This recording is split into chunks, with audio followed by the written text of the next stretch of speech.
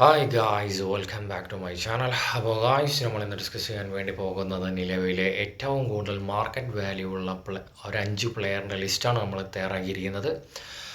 5-ാം സ്ഥാനത്ത് തുടർന്നുകൊണ്ടിരിക്കുന്നത് real Madrid താരം Kylian എംബാപ്പയാണ്. 175 million ആണ് മാർക്കറ്റ് വാല്യൂ വരുന്നത്. PSG പ്ലേ ചെയ്യുന്ന സമയത്ത് 200 മില്യൺ ആയിരുന്നു മാർക്കറ്റ് വാല്യൂ ആയിട്ട് ഉണ്ടായിരുന്നത്.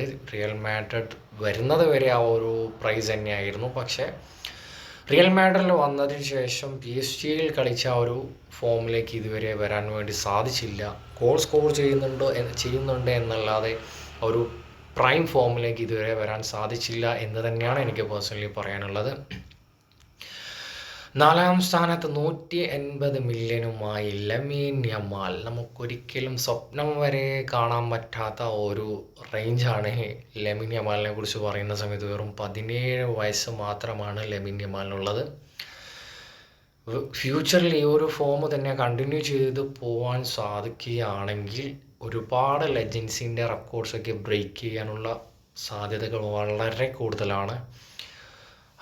അപ്പോൾ നമുക്ക് കാത്തിരുന്ന് കാണാം ലമീൻ യമാലിൻ്റെ ഫ്യൂച്ചർ പെർഫോമൻസ് എങ്ങനെയായിരിക്കുമെന്ന്. 3-ാം സ്ഥാനത്തേക്ക് വരുമ്പോൾ വിനീഷ്യസ് ജൂനിയറിൻ്റെ മാർക്കറ്റ് വാല്യൂ വരുന്നത് 200 മില്യൺ ആണ് മാർക്കറ്റ് പ്രൈസ് വരുന്നത്.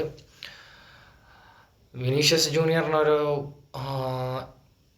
ഇതുവരെ നിലവിൽ വരുന്ന ഒരു പ്രശ്നം എന്താണെന്ന് വെച്ചാൽ, റിയൽ മാഡ്രിഡ് നല്ല മാക്സിമം എഫേർട്ട് എടുത്ത് പ്ലേ ചെയ്യുന്നതായിട്ട് എല്ലാവരും കാണുന്നതാണ്. പക്ഷേ ബ്രസീലിയൻ സ്ക്വാഡിലേക്ക് വരുന്ന സമയത്ത് എന്താ സംഭവിക്കുന്ന ആർക്കും മനസ്സിലാവുന്നില്ല. അത്യാവശ്യം ഭേദപ്പെട്ട ഒരു സ്ക്വാഡ് തന്നെയാണ് ബ്രസീൽ ആ ഒരു ടീമിനെ സംബന്ധിച്ചിടത്തോളം ഉള്ളത്. പക്ഷെ എന്തുകൊണ്ടാണ് അവിടെ തിളങ്ങാൻ സാധിക്കുന്നില്ല എന്നെനിക്ക് മനസ്സിലാവുന്നില്ല. ഇപ്പോൾ റഫീനിയയുടെ കാര്യത്തിലേക്ക് വരുവാണെങ്കിൽ, റഫീനിയ ബാഴ്സലോണയിലും കാണിക്കുന്ന ആ ഒരു സെയിം പെർഫോമൻസ് ഈ ബ്രസീലിയൻ സ്ക്വാഡിലേക്ക് വരുന്ന സമയത്തും പുറത്തെടുക്കാൻ വേണ്ടി സാധിക്കുന്നു. പക്ഷേ വിനീഷ്യസ് ജൂനിയറിന് എന്തുകൊണ്ട് സാധിക്കുന്നില്ല? നിങ്ങൾ കമൻറ്റിൽ രേഖപ്പെടുത്തുക. 2-ാം സ്ഥാനത്തേക്ക് വരുന്നത് ഏർലിംഗ് ഹാലൻഡാണ്. ഏർലിംഗ് ഹാലൻഡിൻ്റെ മാർക്കറ്റ് പ്രൈസ് വരുന്നത് 220 മില്യൺ ആണ് മാർക്കറ്റ് പ്രൈസ് വരുന്നത്. നിലവിൽ മാൻ സിറ്റി താരമാണ്. ഏർലിംഗ് ഹാലൻഡിനെ കുറിച്ച് സംസാരിക്കുന്ന സമയത്ത് ഏർലിംഗ് ഹാലൻഡിന് 2 ഓപ്ഷൻ ഉണ്ടായിരുന്നു. ഇൻ്റർനാഷണൽ ചൂസ് ചെയ്യാൻ വേണ്ടി നോർവേ അതുപോലെ ഇംഗ്ലണ്ട്.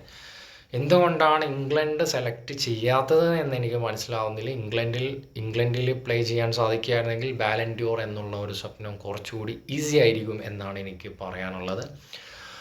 1-ാം സ്ഥാനത്തേക്ക് വരുമ്പോൾ ജൂഡ് ബെല്ലിംഗാം.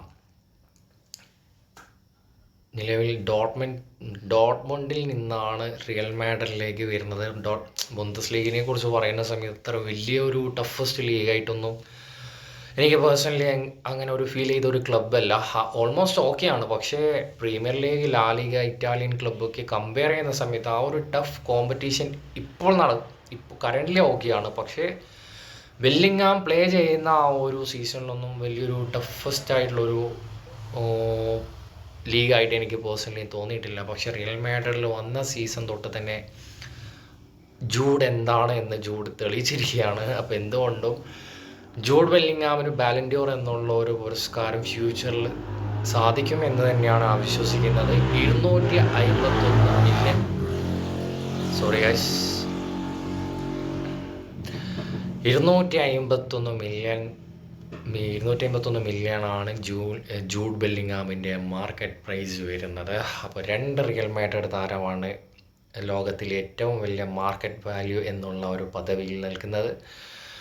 അപ്പോൾ ഗൈസ്, നിങ്ങളുടെ അഭിപ്രായം എന്തൊക്കെയാണെന്ന് വെച്ചാൽ കമൻറ്റ് ചെയ്യുക. നെക്സ്റ്റ് വീഡിയോയുമായി വീണ്ടും കാണാം.